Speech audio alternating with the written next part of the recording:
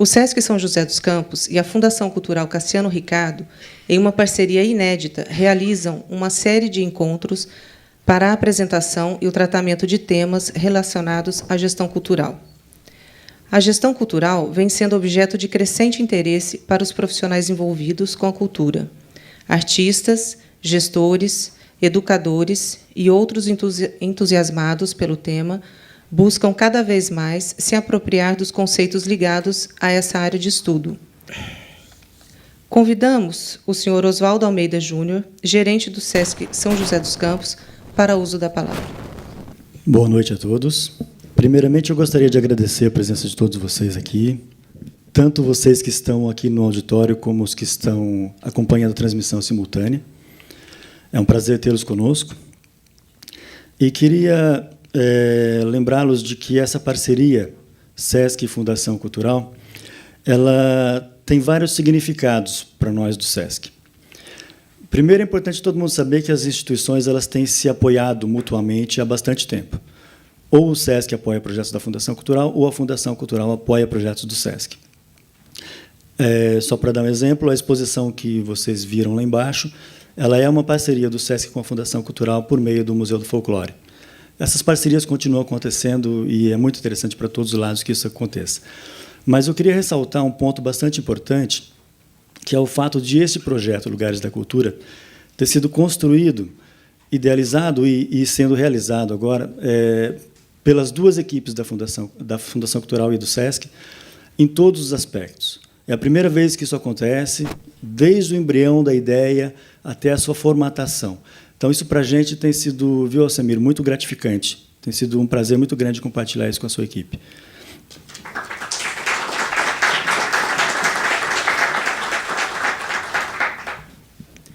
Agradecemos as palavras do senhor Oswaldo Almeida Júnior e convidamos o senhor Alcemir Palma, diretor-presidente da Fundação Cultural Cassiano Ricardo, para uso da palavra.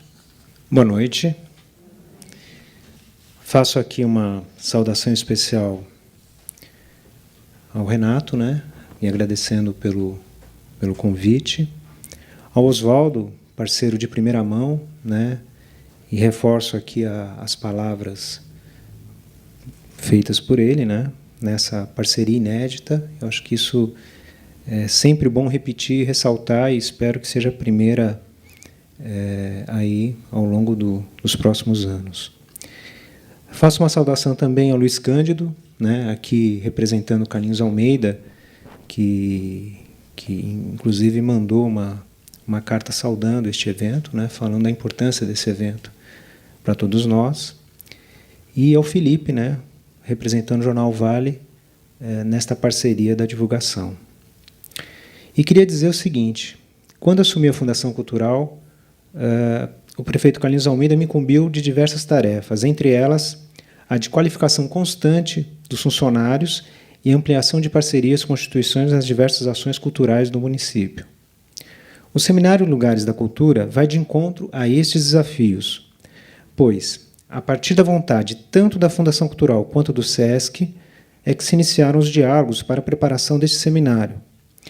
Desde o final de 2013, as duas instituições têm se reunido para proporcionar encontros que possam refletir sobre os vários conceitos de cultura, tanto quanto também para tratar de experiências práticas. No encontro de hoje e amanhã, o tema abordado será conceitos de cultura. Revisitar as diversas definições de cultura foi consensual na escolha deste primeiro tema, e acredito ser um bom caminho para o início do seminário, até porque cultura é justamente o objeto de nossas ações. Esperamos que o seminário auxilie na ampliação do entendimento dos diversos significados que envolvem o fazer cultural, para que assim venhamos a enxergar com mais amplitude os lugares da alma, os lugares do homem e, acima de tudo, os lugares da cultura. Para dar início ao primeiro módulo, Conceitos de Cultura, convidamos para vir ao palco o senhor Renato Janine Ribeiro, filósofo e professor titular da cadeira de Ética e Filosofia Política da Faculdade de Filosofia, Letras e Ciências Humanas da Universidade de São Paulo. Por favor.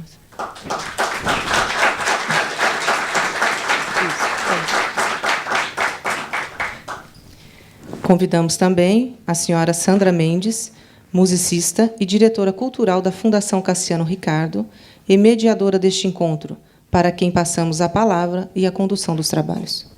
Bom, boa noite a todas e a todos. Queria dizer que é uma honra ter sido escolhida para ser mediadora dessa noite.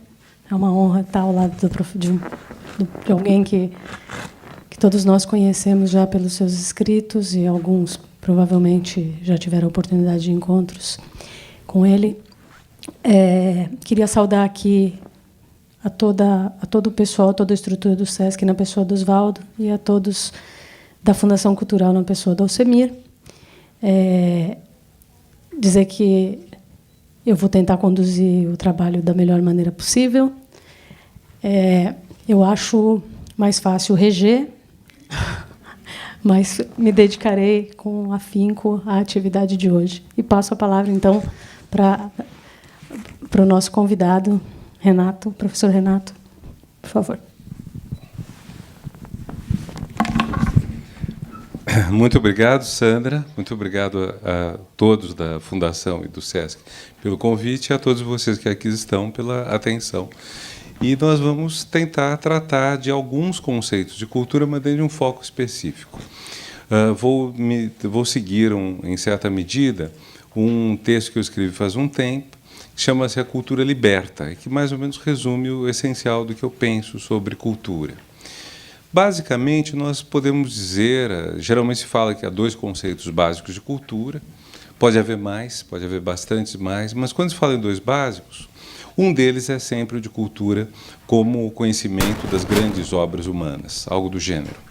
Então, algo que se aproximaria do cânone, das obras principais que foram feitas nas diversas artes e na literatura.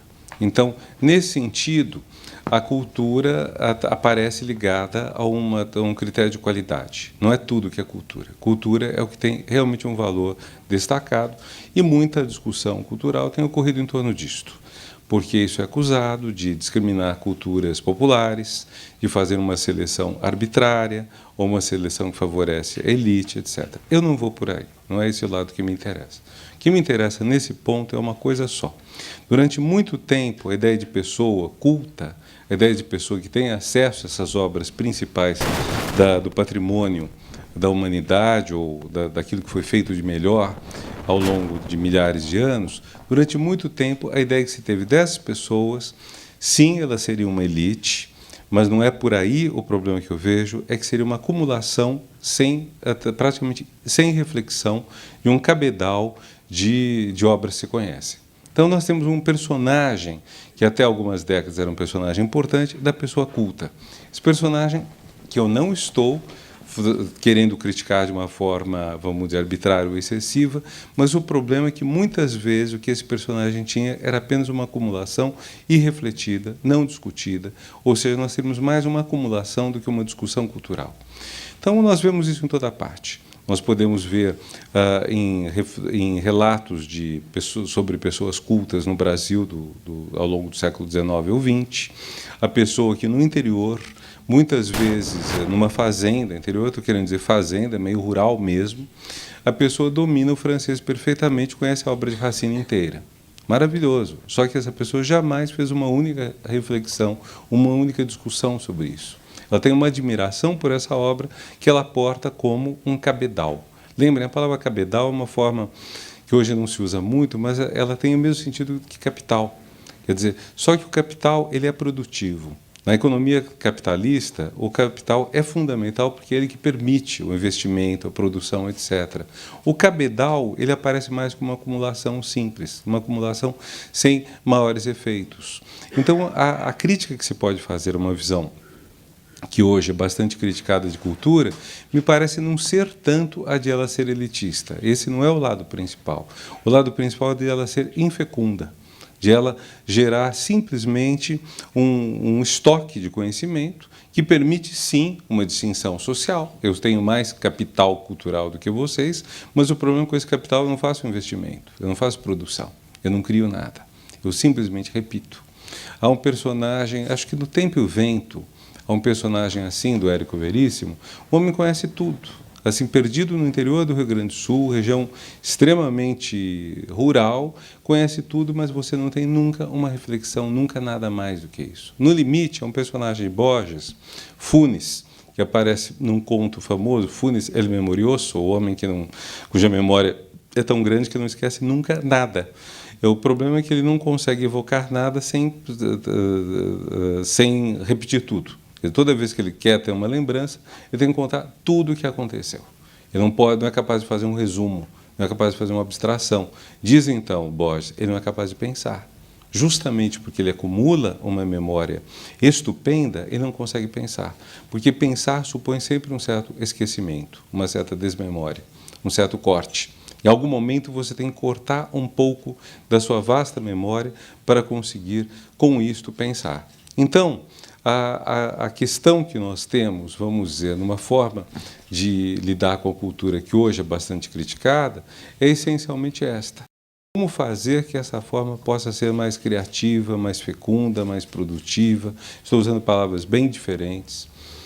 Criação remete muito mais a uma ideia de originalidade, a uma ideia quase romântica ou expressionista de uma criação que rompa com o que existe anteriormente. Já a palavra produção remete bastante a um sistema econômico. A produção pode ser simples repetição, simples reprodução. Então, estou usando as duas palavras, porque elas podem, depender da situação, ser utilizadas, mas o que eu estou querendo colocar, sobretudo, é como nós podemos fazer para que a cultura seja, de alguma forma, criativa, que é uma dimensão que acaba muito associada ao nosso valor de cultura, mas que é uma dimensão também que, em boa parte, parece remontar ao período romântico da história do mundo. Falando, então, um pouco sobre o romantismo a esse respeito. Romantismo é uma linha basicamente de produção, criação cultural, nas mais vastas áreas, inclusive na filosofia, que geralmente a gente não chama de cultura, a gente entende como uma disciplina à parte, específica, mas o romantismo é extremamente importante em todas as áreas, e ele parte, na segunda metade do século XVIII, na primeira metade do século XIX, de alguns princípios básicos. Um deles, e fundamental, o romantismo tem a ver com a descoberta de uma originalidade que está nas profundezas do indivíduo. Ele crê muito nos poderes do indivíduo. O indivíduo é capaz de criar coisas novas, desde que ele rompa com os constrangimentos que a sociedade impõe. Então, uma ideia forte do romantismo a sociedade ela é uma grande barreira à verdade que vem do âmago das pessoas. Esse âmago das pessoas é o coração. Existem sentimentos que nós temos no nosso íntimo, no nosso afeto, que são barrados pela sociedade. Coração não se confunde com o frenesi das paixões. Coração não quer dizer, no caso, que qualquer explosão que a gente tenha, o tipo de pessoa que às vezes é valorizada, a pessoa que diz tudo o que pensa, que não se contém, que se recusa a fazer concessões. Não é bem isso o romantismo. O romantismo é uma opção que pretende ser bastante séria de você escutar o seu coração, o que é tudo menos fácil.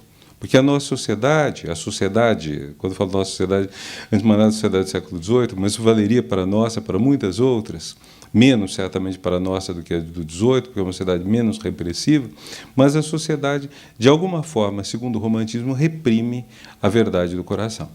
Então, ela impõe às pessoas fazer uma série de coisas que são, de certa forma, obrigações sociais.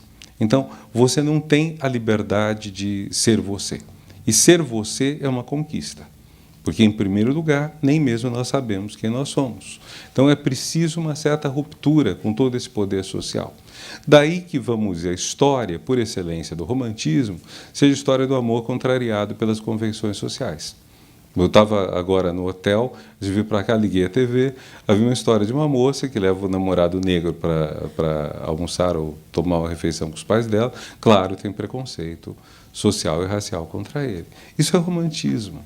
Quer dizer, existe algo do fundo do coração, algo profundamente verdadeiro, e esse é outro ponto. Não é apenas que é do coração, é a verdade que assim eclode. Existe algo que é verdadeiro, que vem do fundo do coração e se choca com os preconceitos sociais. Então a família, claro, vai fazer o que puder para impedir esse amor, que justamente é uma força de vida muito grande que está surgindo. Então a história por excelência romântica é essa, mas pode ser outra. Quer dizer, não precisa ser sempre uma história de amor, mas é importante que seja uma história de coração versus convenções sociais.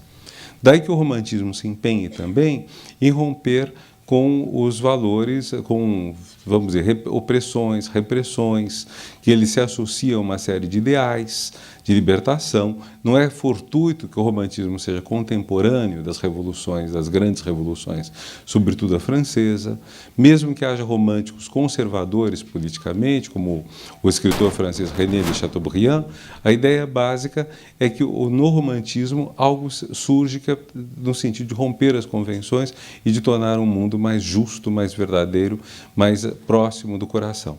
Então, é claro que tudo isso significa que, se nós pensarmos todas essas ideias de criação, elas estão associadas a isto. Se eu contrastar essa ideia de cultura como criação com uma ideia das obras de arte, como aparece, por exemplo, no século XVI, XVII, XVIII, nós vamos ver que, nesses outros períodos, era muito mais valorizada, com frequência, a obra que era uma espécie de remake melhorado de uma coisa que já tinha sido feita. A ideia de você criar uma obra inteiramente nova não era exatamente o ponto principal dos artistas desse período, das mais diversas áreas. Mas eles preferiam, muitas vezes, pegar uma história que já tinha sido colocada por escrito, ou pintada, ou uma música, e tentar refazê-la para ser melhor. O equivalente disso hoje seriam as plataformas de computador. Por exemplo, eu tenho o iPhone. O iPhone está agora com o sistema operacional, que é o iOS, né, 7. Entrou o iOS 7. Aí ele dá um erro. Então ele solta o 7.01. Aí o 7.01 é substituído pelo 7.02. De repente tem uma mudança mais radical, o 7.1. Então é um pouco isso. Quer dizer, claro que nós não queremos estar com o 7. Nós queremos estar com o 7.1 atualizado, melhorado, etc. Assim como muita gente prefere, vamos dizer, a versão mais recente do iPhone às versões anteriores. Isso, para nós, no plano tecnológico, é realmente o que nós queremos. É a melhor coisa que existe. Só que isso nós não pensamos para a arte. Para a arte isso não faz mais sentido. E para a arte isso fazia sentido. 400, 300, 500 anos atrás. Quando, então, o que era importante era retomar o que tinha sido feito e fazer melhor. Então, a nossa leitura hoje dos artistas desse período não é a leitura que eles fariam.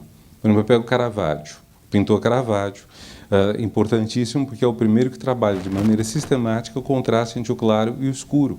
Então, esse contraste do claro e do escuro na pintura, para nós é uma criação, uma novidade fantástica. Para a época, talvez fosse, vamos dizer, o iOS 7 entrando no lugar do 6. Então, são ideias muito diferentes que nós temos em relação ao que é a arte, o que é a criação. E a ideia de criação vai ser, então, uma ideia recente, e uma ideia que está muito ligada à subjetividade. Nós não estamos mais procurando fazer uma obra que seja melhor em abstrato, a melhor obra em si. Nós estamos procurando fazer obras que, de alguma forma, expressem um sujeito, um indivíduo, um eu, que é rico. Um eu cujas riquezas, com frequência, não são nem sequer descobertas. Vejam como isto, que eu estou chamando de romantismo, perpassa as experiências mais variadas da nossa vida. Isso passa pela experiência do amor, passa pela experiência das mais diversas artes, passa até mesmo pela experiência da criação tecnológica, até mesmo a tecnologia é, de certa forma, bafejada por isso, porque a gente espera que alguém tenha uma invenção brilhante. Esse mito que a gente vê tanto do jovem cheio de espinhas na cara, que na garagem do carro do pai monta o YouTube, inventa o YouTube, o Orkut, o ICQ, ou o Facebook, ou qualquer coisa, e ganha uma fortuna, etc. Isso é extremamente romântico como ideia, porque a gente sabe que a criação, a invenção, ela é geralmente um trabalho coletivo, muito mais pesado, muito mais duro, mas as histórias bonitas que a gente gosta, que a gente aplaude, que, enfim, os gestores procuram difundir, são essas histórias de invenção, de criação, que são, em última análise, histórias românticas. Nós estamos tomados por esse imaginário.